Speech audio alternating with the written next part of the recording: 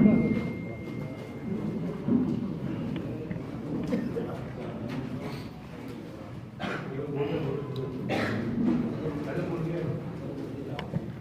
Media के भाइयों को और यहाँ पे सम्मानित मंच को मेरी तरफ से नववर्ष की बहुत बहुत शुभकामनाएं देना चाहती हूँ।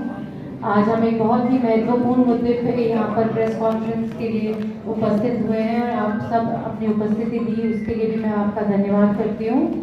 मनरेगा का जैसे कि आप जानते हैं कि नाम परिवर्तन करना और उसके साथ ही स्कीम को ही बदल देना एक बहुत ही दुर्भाग्यपूर्ण बात है हमारे देश के लिए। मनरेगा गांव वालों को वहीं पे ही उनके गांव में रोजगार देने का एक बहुत अच्छा मनमोहन सिंह जी का विचार था, जिसको बहुत सक्सेसफुल तरीके से कांग्रेस की सरकार ने चलाया।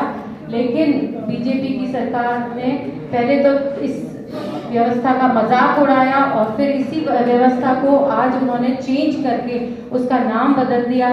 जब पुतिन जी आते हैं भारत, वो सबसे पहले महात्मा गांधी जी के वहाँ पे जाते हैं और अपने श्रद्धांजलि अर्पित करते हैं। हर देश में महात्मा गांधी की मूर्ति लगी हुई है, वहाँ पे उनका आदर सम्मान होता है।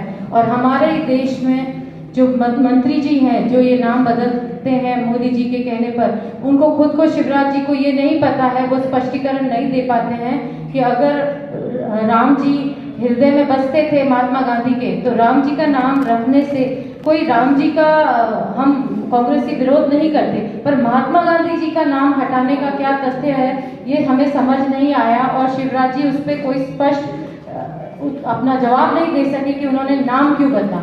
नाम तो बदला ही बदला, उसका हम विरोध जरूर कर रहे हैं कांग्रेसी, लेकिन इसके साथ ही हमारा विरोध ये भी है कि स्कीम को भी बहुत बदला गया है। पहले ये होता था कि जो भी मजदूरों का पेमेंट है वो सारा केंद्र सरकार देगी और 75% मटेरियल का पैसा भी केंद्र सरकार ही देगी। लेकिन अब ऐसा कर दिया है कि 60% लेबर का पेमेंट भी राज्य सरकार को वहन करना है और मटेरियल का भी करना है। तो उससे राज्य सरकारों पर जो आर्थिक संकट आया है वो मुझे नहीं लगता कि ये योजना इस प्रकार राज्य सरकार कैरी ऑन कर पाएगी। दूसरा, मैंने देखा है कि पहले मनरेगा का कार्ड 5 साल के लिए बनता था, अब मनरेगा का कार्ड सिर्फ 3 साल के लिए वैलिड होगा, फिर से आपको वापस अपना कार्ड बनवाना पड़ेगा। तो ये सब प्रतिक्रिया है, लोग अपना रोजगार करेंगे, हर 3 साल से इन प्रतिक्रियाओं में ही उलझे रहेंगे। अब महिलाओं के लिए अलग कार्ड बनेगा, पुरुषों के लिए अलग कार्ड बनेगा, कुछ क्लैरिटी नहीं है कि क्या होगा।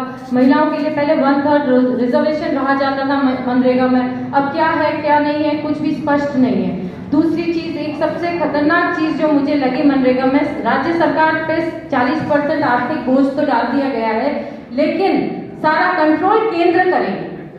सब कुछ सेंटर से कंट्रोल होगा कि मनरेगा का काम कहाँ चलेगा। अब गांव की पंचायतें भी केंद्र करेगा, ये कहाँ तक सही है? कौन से राज्य को कितना पैसा दिया जाएगा ये भी केंद्र तय करेगा, ये बहुत गलत है। और ये है ना, दुर्भावना से किया हुआ है। किसी भी राज्य सरकार को अगर कमजोर करना हो तो केंद्र उसको इतना कंट्रोल करेगी कि वो ये तय करेगी कि कौन से गांव कौन सी पंचायत में कौन काम करेगा। तो ये चीज मुझे बहुत खटक रही है और हम सब कांग्रेस इसका विरोध करते हैं कि केंद्र का इतना कंट्रोल क्यों है। अगर केंद्र फंडिंग भी 40% राज्य से करवा रहा है तो केंद्र को राज्य को फ्री हैंड करना चाहिए। पहले डाउन टू टॉप निर्णय होता था कि पंचायतें बना के भेजती थी कि क्या काम होगा, फिर आईएएस अप्रूव करते थे और सेंटर से अप्रूवल आता। अब सेंटर बताएगी कि हमें क्या करना है, तो ये बिल्कुल गलत है। ये सब मनरेगा को कमजोर करने के बाद